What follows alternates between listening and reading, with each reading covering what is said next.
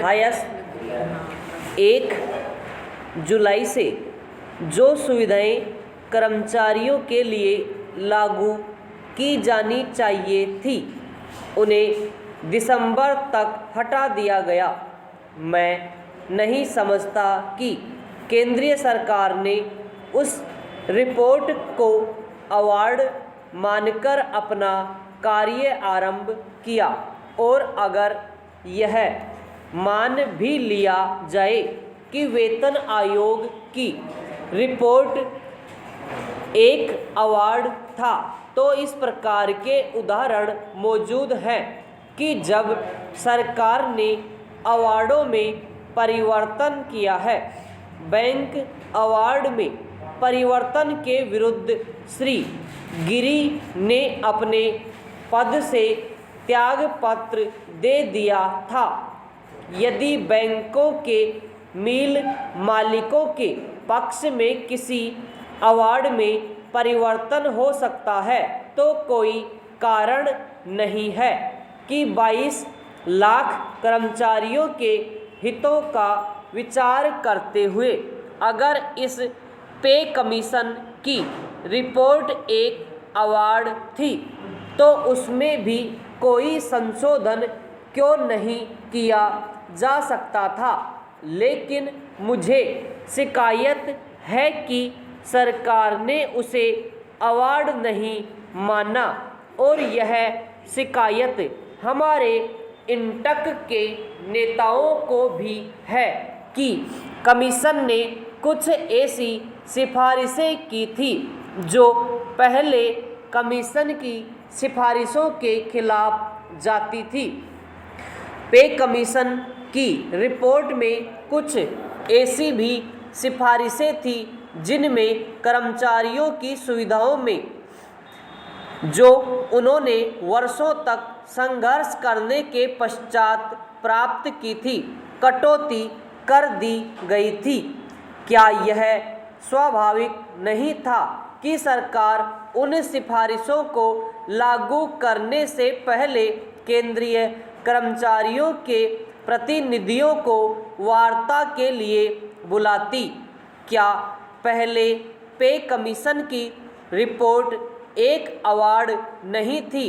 क्या उसमें जो महंगाई भत्ते के संबंध में सिफारिश की गई थी उसे सरकार ने लागू किया?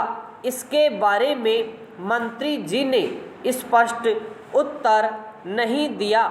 पैरा श्रीमान, क्या महंगाई भत्ते के संबंध में जो सिफारिश की गई थी उसे सरकार ने लागू किया? क्या उस सिफारिश को लागू करने के लिए जिस प्रकार की मशीनरी की स्थापना की जानी चाहिए थी वह की गई? हमारी सरकार ने पहले पे कमीशन की रिपोर्ट को खटाई में रखा था क्योंकि वह कर्मचारियों के हित में जाती थी, और दूसरे पे कमीशन की रिपोर्ट को पंच परमेश्वर का फैसला कहकर लागू करने की कोशिश की। मेरा निवेदन है कि अगर दोनों वेतन आयोगों में मतभेद था और अगर दूसरे वेतन आयोग की सिफारिशें ऐसी थी जिनमें कि कर्मचारियों की वर्तमान सुविधाओं में कटौती होती है, तो उनके संबंध में केंद्रीय कर्मचारियों के प्रतिनिधियों से मिलने में किसी प्रकार की आपत्ति नहीं होनी चाहिए।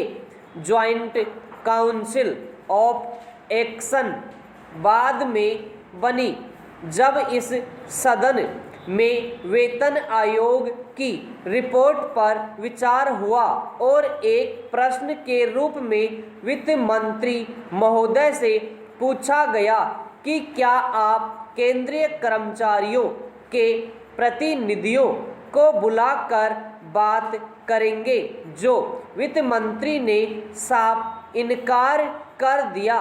उन्होंने कहा कि बात जो होनी थी वह पहले हो गई अब तो रिपोर्ट आ गई है और हम उसे लागू करेंगे।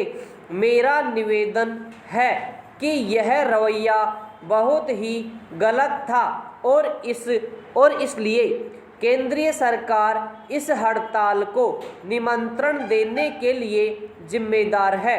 पैरा, मैं समझता हूँ कि हमारे प्रधानमंत्री जी जानते थे कि वित्त मंत्री जी ने केंद्रीय कर्मचारियों के प्रतिनिधियों से मिलने से इनकार कर दिया है।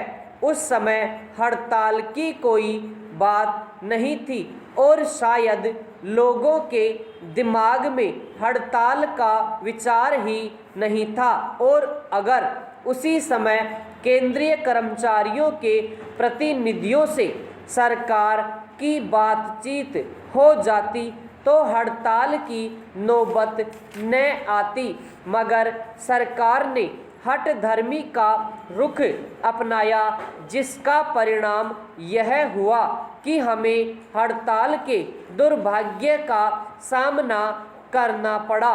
मैं हड़ताल को दुर्भाग्य कहता हूँ।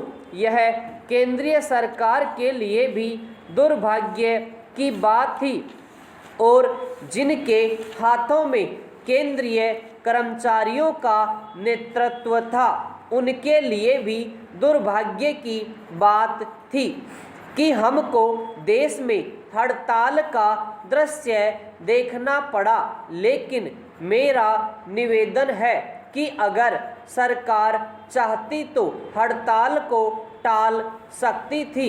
मैंने केंद्रीय कर्मचारियों के नेताओं से बातचीत की। वे नहीं समझते थे कि हड़ताल करनी पड़ेगी, यहाँ तक कि उन्होंने हड़ताल की तैयारी नहीं की थी, न हड़ताल के लिए प्रोत्साहन किया।